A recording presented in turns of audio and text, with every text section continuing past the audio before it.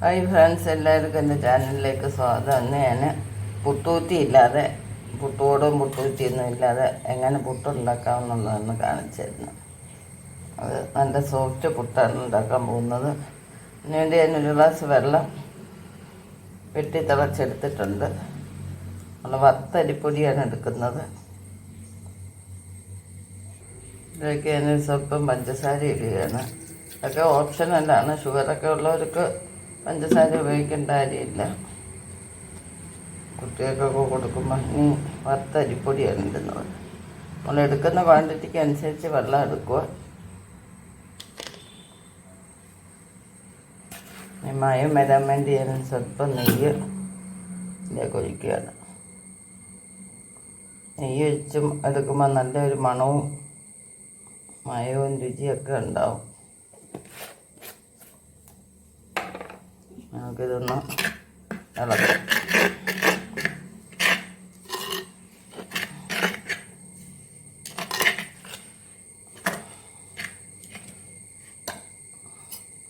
ആദ്യമേ തന്നെ ഒന്നിച്ച് വെള്ളം ഒഴിക്കരുത്. നമ്മൾ കുറേശ്ശെ വെള്ളം ഒഴിച്ച് പൊടി നനയ്ക്കണം.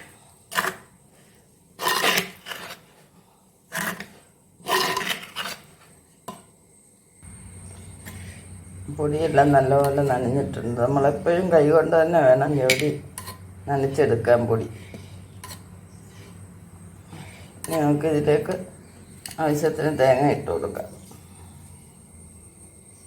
തേങ്ങയൊക്കെ അവരുടെ ഇഷ്ടത്തിന് എടുക്കാവുന്നതാണ്. എത്ര തേങ്ങ ചേരുന്നോ അതാ പുട്ടിന് ടേസ്റ്റ്. നമുക്കിതെല്ലാം കൂടെ ഒന്ന് യോജിപ്പിച്ചെടുക്കാം. നല്ല പൂ പോലെ കിട്ടിയിട്ടുണ്ട്.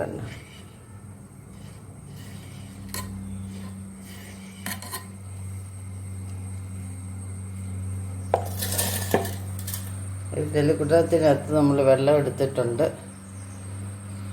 അതിലോട്ട് നമുക്ക് തട്ടിടാം. തട്ട് വെക്കുമ്പോൾ നമ്മൾ കമത്തി വെക്കണം. തട്ട് കമത്തി വെച്ചില്ലെങ്കിൽ ആവി വെള്ളം വീണിട്ട് പൊടി ഒരുപാട് നനഞ്ഞു പോകും. അപ്പോൾ അത് ഒഴിവാക്കാനാണ് കമത്തി വെക്കുന്നത്. ഇനി നമ്മൾ ഇലയാണ് വെക്കുന്നത്. ഇല ചെറുതായിട്ടൊന്ന് വാട്ടിയിട്ടുണ്ട്. നമുക്കത് തട്ടത്തോട്ട് ഇറക്കി വെക്കാം.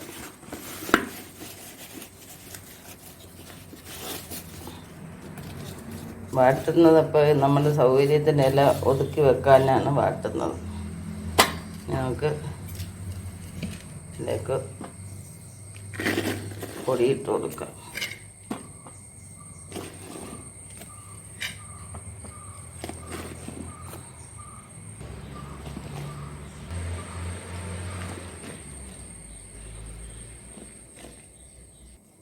നമുക്ക് 10 പേർക്ക് ഒന്നിച്ച് പുട്ട് പുഴുങ്ങാൻ നോക്കും. ഇത് 10 പ്രാവശ്യം വേവുന്ന, ഒരു പ്രാവശ്യം വേവുന്ന സമയം കൊണ്ട് ക്വാണ്ടിറ്റി കൂടുതൽ വെന്തെടുക്കാൻ നോക്കും. സമയം ലാഭമുണ്ട്.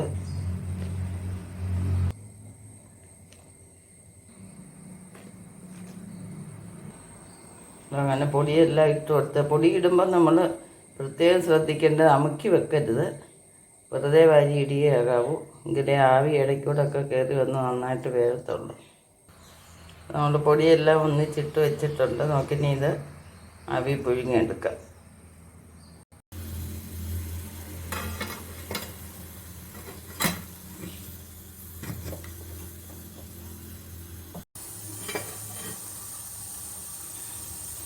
പുട്ട് ആവി വന്നിട്ടുണ്ട്. ഈ സമയത്ത് നമുക്ക് വേണമെങ്കിൽ വെന്തിട്ടില്ലെങ്കിൽ ഒരു സ്വല്പം വെള്ളം കയ്യിൽ നിന്ന് ഒഴിക്കാവുന്നതാണ്. എന്നിട്ട് ഒന്ന് ഇളക്കി വെക്കണം.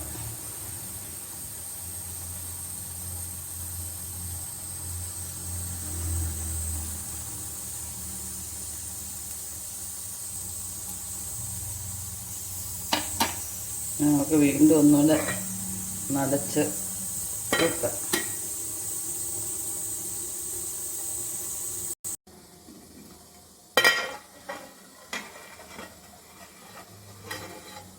അപ്പോൾ നമ്മുടെ സ്വാദിഷ്ടമായിട്ടുള്ള പുട്ട് പെട്ടെന്ന് തന്നെ റെഡി ആയിട്ടുണ്ട്. നമുക്ക് പാത്രത്തിലോട്ട് സെർവ് ചെയ്യാവുന്നതാണ്. അപ്പോൾ എല്ലാവർക്കും ഈ വീഡിയോ ഇഷ്ടപ്പെട്ടെന്ന് വിചാരിക്കുന്നു. വളരെ പെട്ടെന്ന് നമുക്ക് സമയലാഭത്തോടു കൂടി നമുക്ക് ഉണ്ടാക്കാൻ പറ്റിയതാണ്.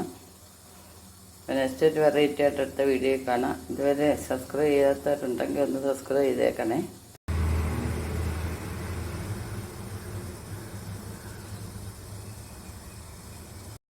ശുഭദിനം ആശംസിച്ചുകൊണ്ട് ബൈ ബൈ.